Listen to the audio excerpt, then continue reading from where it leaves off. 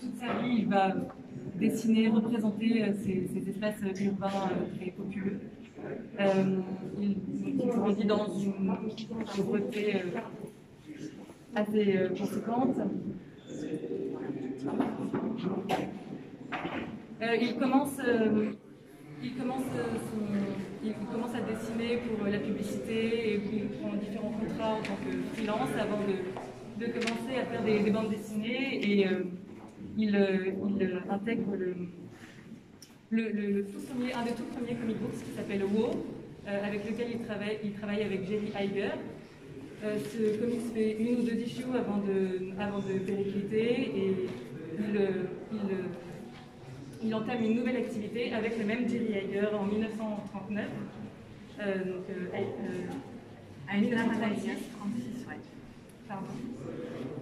Et c'est ainsi qu'il crée plusieurs séries comme Hawk of the Sea, qu'on n'a pas ici présenté dans l'exposition, qui sont vraiment des travaux préliminaires qui lui permettent de commencer à travailler sur la bande dessinée. Et il est débauché par Désir Arnold du Register and Tribune Syndicate, qui lui demande de créer, pour concurrencer le marché des comics en plein boom, une bande dessinée avec un héros costumé. À l'époque, on ne parlait pas encore de super-héros, mais de héros costumés. Et donc, il arrive avec cette proposition qui est le Spirit, qui est un héros. Alors, certes, il a un chapeau, il a un costume, mais il n'a pas de masque pour les premiers épisodes. Et surtout, il avait l'originalité de paraître dans les journaux. Donc, c'était des petits feuillets que vous voyez ici présentés au centre de la pièce, qui étaient insérés dans les journaux dominicaux, tout en couleur, alors qu'à l'époque, dans les journaux, ce qu'on trouvait, c'était les scènes des pages, dont seules les premières et les dernières étaient colorées. Le reste était traité en noir et blanc. Donc, à l'intérieur, il y avait une histoire du Spirit et puis une autre histoire supplémentaire. Alors, souvent, c'était une série que ses assistants réalisaient, ce qui lui a permis de s'adresser aussi à un public plus adulte et donc de créer des personnages plus consistants avec des histoires plus second degré, susceptibles de plaire à tout le monde. Et il avait également tout un registre de styles, de genres littéraires très divers. Il jouait à la fois sur le fantastique, sur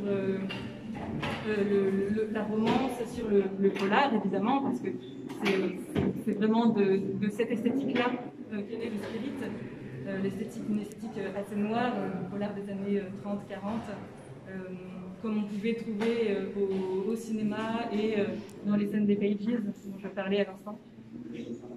Donc voilà pour cette première salle qui retrace vraiment les années du Spirit. Avec, donc, les histoires qui sont présentées sont des histoires d'après-guerre, avec un style qui est plus noir et plus libéré, je dirais, que pour les premières années, les années d'avant-guerre qu'on retrouve. On a du mal à trouver les originaux de ces premières histoires. Un personnage noir créé par un catholique qui s'appelle Ellen White. Il y a eu aussi beaucoup de débats à l'extérieur de la pratique de racisme. Et quand on lui a posé la question, il a dit simplement, moi je sais pas le à dire, mais dans les années 40, quand un blanc qui venait des comics qui cherchait quelque chose de familier, c'était celui d'un accent et celui des caractéristiques uniques différentes de l'air. Je pense que c'est un petit peu pareil pour la représentation des femmes. Effectivement, aujourd'hui, un auteur et on ne peut pas le dire aujourd'hui. Alors, on peut être choqué à titre personnel dans nos valeurs par cette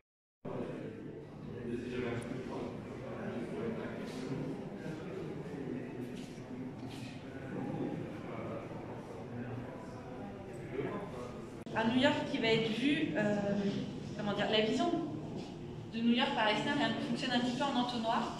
On a toujours en toile de fond la ville, vous voyez qu'on voit la skyline dans beaucoup de planches. Traité par ondes, ça lui fournit une silhouette, ça lui fournit aussi des verticales qui viennent structurer ces planches, parce que dans les planches des romans graphiques, on a beaucoup moins le système de cases. Hein. On est sur des grandes images qui sont complètement libérées de la grille, on va dire. Donc l'architecture de la ville va venir structurer ces planches. On a la ville, après on a l'immeuble, donc on passe à une unité de sens ou de vie inférieure.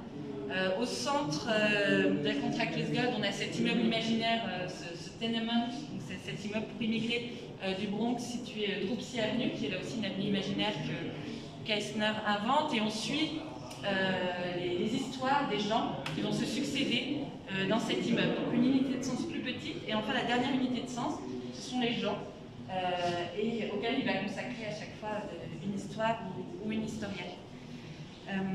Effectivement, comme le disait Mathilde, il y a un très fort investissement émotionnel dans ces romans graphiques, puisque ce sont des éléments de sa jeunesse qu'il va mettre en scène, qui vont remonter à la surface.